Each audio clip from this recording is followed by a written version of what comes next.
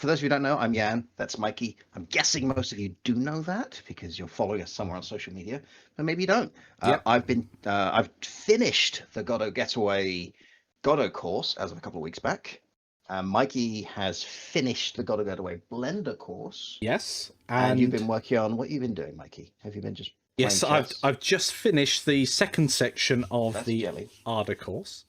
And that'll be going live for anybody who's got it shortly, just in editing at the moment. And I'm starting the third section. Now, the second section itself, quite interesting because I revisited the chat at the same time. It's a mistake. It's always difficult. Yeah, so I started doing audio first instead of worrying people. Trying to compose a bit of music at the same time as learning a new system is incredibly difficult. So why not start with pre-made loops and clips and put them together and learn the basics of the software with that, and then we'll start creating our own stuff afterwards. Totally. Let's see, we have some questions. Do Already? you still have time to work on the course, Mike, now that you're an Apex Pro streamer? That's from Dan. I wouldn't call myself pro. Who are you guys again? Oh no, we're big enough to get the trolls. It's one troll, but Apex Pro, lol. Hey, Jelly. Yeah, so we've been doing that. We've been figuring out what's next, and we do have a little bit of an announcement, which we'll do in just a bit. Not ready for that just yet. It will be in just a bit. But going forward, we think sometime this year, but we can't control that. Godot 4 will be going into beta. Oh, yes. And Godot 4, for those of you who don't know, is a major change. It's a bit like the Godot 2 to 3. It's not like 3 to 3.1 or 3 to 3.2. We're now shifting to Vulkan. We are adding an entirely new global illumination system.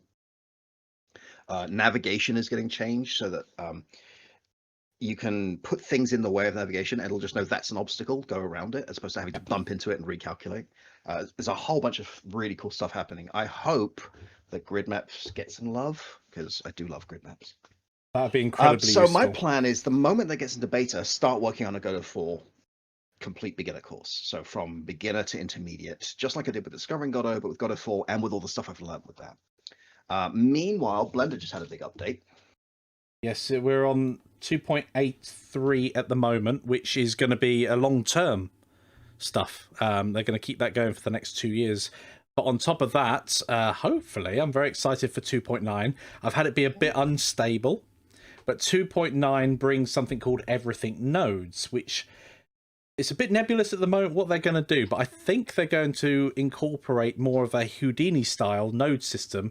So procedural generation might actually come to Blender later on, as in really detailed node-based, which is incredibly powerful because otherwise you've got to do a lot of coding. So it's visual scripting, essentially, but for your modeling. It'd be fantastic. That is interesting. I mean, we've both looked at Houdini a lot, and we even talked about doing a course for Houdini. But the problem is, too few students will be able to afford it. There is a free version, and I keep looking at it. But the challenge is you cannot use it commercially, which means it's great to learn. But if you then wanted to use it in your game or to create assets for your game or anything commercially, the price jumps up significantly. Do you want to give a quick rundown of what Houdini is? And then we can ask people in the chat if it's something they'd be interested in, like as a theory. So if you know Blender, then you know part of what Houdini can do. It can do modeling. The other side of it is its procedural generation system is incredibly powerful, and it's been built up from many years. So I'm expecting, even if Blender did take on a more nodes-based setup similar to Houdini, that it probably won't be as proficient as Houdini right from the start. But the other thing that Houdini's fantastic with is smoke, simulation, those sort of explosive effects. Now you can get them in Blender, but Houdini can actually get them done significantly quicker, which is why it's used in industry. Yeah, there was a course we saw in Udemy where someone was showing how to make variations of houses in Houdini, and it looked really impressive. I mean, I didn't take the course, I don't have the software, but it looked very good.